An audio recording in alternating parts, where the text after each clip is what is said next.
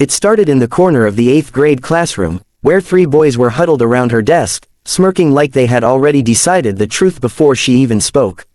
Mia kept her eyes on her notebook, calmly shading the edges of a sketch she'd been working on. But they weren't going away. So, the tallest boy, Aaron, said loudly, "Tell us again how your mom is a Navy SEAL." He dragged out the words mom and SEAL like they were part of a joke. Mia didn't look up. "I already told you, she's deployed. SEALs are men," another boy interrupted, rolling his eyes. "Just admit you made it up. Nobody's mom is a SEAL." A few kids nearby giggled. Someone whispered, "She thinks she's special." Mia's stomach twisted, but her face stayed still, calm, trained. She had learned that from her mother. "She is a SEAL," Mia said quietly. "She's Team 5. More laughter, louder this time, like they were performing for the whole class. "Team 5, Aaron whooped. "Yeah right, next you'll say she jumps out of planes and fights terrorists." Mia wanted to say yes. She wanted to say you have no idea what she's done. But she kept her mouth shut. Her mother had taught her that respect didn't come from arguing, it came from truth revealing itself when the time was right. The teacher stepped out to get something from the office. The boys took that as permission to circle her desk. "Liar," Aaron said. "Just say it, liar." Mia's hand tightened around her pencil. Then, boom, the classroom door slammed open so hard the windows rattled. Every head whipped toward the hallway. Standing in the doorway were 6 men and women in full tactical gear, uniforms marked with the trident. Their presence filled the room like a shockwave, powerful, silent, unquestionable. Behind them walked a woman in a crisp navy uniform, her hair tied back, her expression unreadable. Her left shoulder carried the SEAL Special Warfare insignia. Her right hand carried a deployment bag. And on her chest, shining under the fluorescent lights, was her rank, Lieutenant Commander. The students froze. No one breathed. Mia slowly stood up. The boys who had been towering over her a moment ago instantly stepped back as if gravity had shifted. Their faces drained of color. The Lieutenant Commander's eyes swept the room, assessing threats, exits, spacing, habit, not choice. When her gaze landed on her daughter, the hardness in her expression melted into warmth. "Mia," she said softly, "I'm home." The SEALs behind her snapped to a respectful stance. The teacher came rushing in, confused and speechless. Aaron's jaw was hanging open. "Shush, she's actually." Mia finally looked at him. Calm, unshaken. "I told you," she said. "My mom is a SEAL." The Lieutenant Commander stepped forward, resting a protective hand on her daughter's shoulder. "Is there a problem here?" she asked, her voice quiet, but carrying the unmistakable authority of someone who had led warriors through war zones. "No, ma'am," the boys whispered in unison. Because now they knew. Because the truth had walked into the room wearing a uniform that needed no explanation.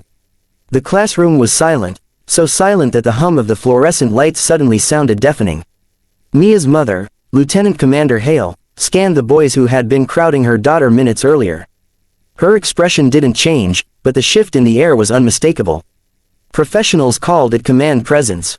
Kids called it fear. "Are these the ones?" she asked Mia quietly. Mia hesitated. She wasn't the type to get people in trouble. Her mother knew that, which is why the question wasn't meant to identify suspects, it was meant to give Mia a chance to stand up for herself. A chance to speak with confidence backed by truth. "Yes," Mia said softly. "They called me a liar." The Lieutenant Commander nodded once, then faced the boys. "Step forward." Aaron, the tallest, looked like he was trying to disappear into his own spine. The other 2 moved stiffly, like they were being pushed by invisible hands. When they stood in front of her, she didn't raise her voice. She didn't need to. "Do you know what it takes to become a SEAL?" she asked. They shook their heads. "It takes years of training. Hardship, pain, respect." She paused. "A SEAL doesn't mock people. A SEAL doesn't intimidate the weak. A SEAL doesn't lie about their actions. But you," her eyes sharpened, "you were willing to call my daughter a liar to impress a classroom." Aaron swallowed loudly. One of the SEALs standing behind her cleared his throat. "Ma'am, permission to speak." She nodded. The operator stepped forward, towering over the boys.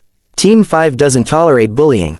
We eliminate threats." His words were calm, but the boys' knees nearly buckled. The Lieutenant Commander held up a hand, a small gesture that instantly made the operator fall back in formation. "They're children," she said. "Not enemies." Then she looked at the boys again. "But children learn." The teacher finally found her voice. Lieutenant Commander Hale, I didn't know you were returning today. It was a surprise arrival, she said. We just completed a classified rotation. She glanced at Mia. I wanted to pick up my daughter. You brought your entire team? The teacher asked in a tiny voice. We were already in the area, Hale replied simply. And they look after Mia too. The boys blinked at that. The idea that an elite SEAL unit considered Mia part of their circle made their mouths go dry. Mia shifted closer to her mother as the SEALs relaxed slightly, though their posture remained protective, forming a natural barrier between her and the rest of the class. Now, Hale said, addressing the boys one last time, you owe her an apology. Aaron didn't hesitate. I'm sorry, Mia, I didn't know. I shouldn't have said any of that. Me too, the others echoed quickly. Mia gave a small nod, not triumphant, just accepting. She didn't need revenge. She never had. Her mother placed a gentle hand on her back. Let's go home. As they stepped out, the SEAL team moved with them in perfect formation. Students leaned out of classroom doors, jaws dropping as the unstoppable unit escorted Mia down the hallway like she was someone important. Someone respected, someone protected, and for the first time, everyone finally understood. She hadn't been lying. She had only been telling the truth. A truth too big for them to imagine.